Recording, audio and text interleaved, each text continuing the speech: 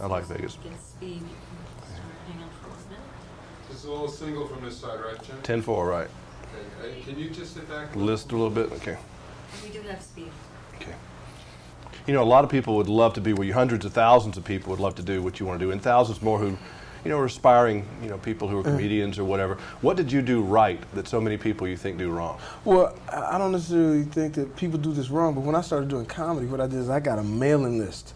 Like almost immediately when I started doing comedy and started figuring out everybody kind of liked what I was doing, I would get a mailing list and I would have everybody sign a mailing list, give me a pager number or some type of way I can get in touch with you. And during the day, I stayed with this the female that I was seeing. I would stay in her apartment, and I would call the people up and say, hey, yes, this is so and so.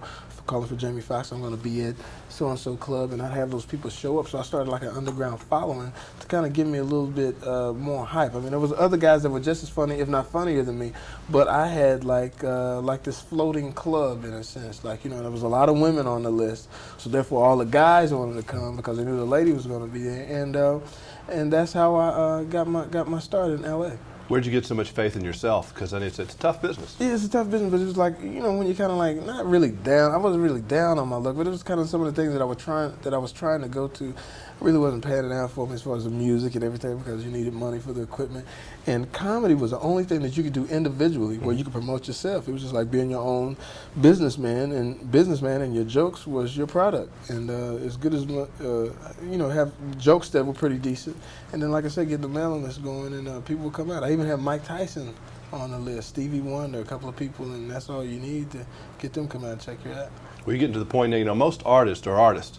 And business people to business people, yeah. And you have to mix that artist and business thing up sometime. You got a new TV show and some of that. Yeah. So how do you take care? How do you know if someone's not ripping you off? Yeah, well, you gotta stay like for one, you gotta get some people that you can trust, halfway trust, and I got people that I can really trust and everything like that because we're both kind of learning, you know, this business and everything, and then be involved, you know, be involved with it on the sitcom and everything. I'm the producer and my management, King Management is a co-executive, and Bentley, who's another younger guy, is executive producer. So by having the hands-on, you kind of know where the money's being spent and everything like that. So you don't end up, you know, being caught out there with, you know, nothing. Yeah, with your pants down. Yeah, on the with street. your pants down.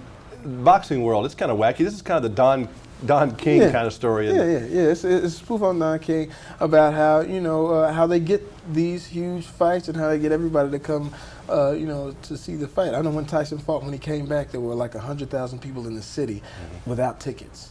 Just wanted to be there just so they could say, I was there that night. I was there when Tyson knocked the guy and everything like that. And regardless of what you think of Don King or anything like that, whether you like him or you don't like him, he gets the job done. And I think in the movie, and I haven't seen the whole movie yet, but I think that's what Samuel Jackson was trying to capture.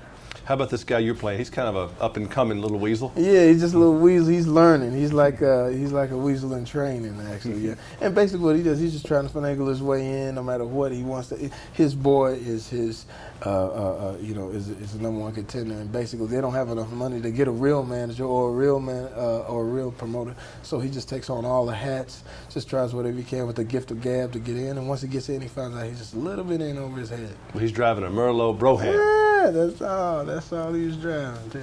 How about people who put this movie together? They must have had a lot of inside poop on this stuff, didn't they? Yeah. I think they really had their pulse on it because, as a matter of fact, if I'm not mistaken, Don King had this nemesis, like the Jeff Goldblum character, that would always follow him to try to get an interview, to try to find out the dirt.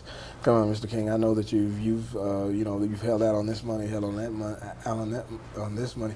But and I think that maybe they've seen a few of those videos or whatever. Don King's so slick we couldn't hold on to him. We both were here juggling him. Yeah, exactly. But I think that's what's the fun of it, is to see this guy that he's just completely, you know, all about making that money and everything like that. And he lives in America, and that's what he wants to do, is just use it to his best. How about Damon Wayans? What do you think about him? Damon Wayans is a funny, very disciplined actor and comedian. When I worked with him on A Living Color, I found out that he was one of the more disciplined comedians. He really studied his craft. Him and Jim Carrey were like the two that were, you know, really the ones that were knocking him over the fence every time. And it's just a pleasure to get to work with people that you look up to. You know, when your homie's just sitting at home and watching and say, oh man, Damon Wayans, and the next thing you know, you're standing next to him doing, you know, a TV show, and then the next thing you know, you're on a big screen with him. So it's just a pleasure all around.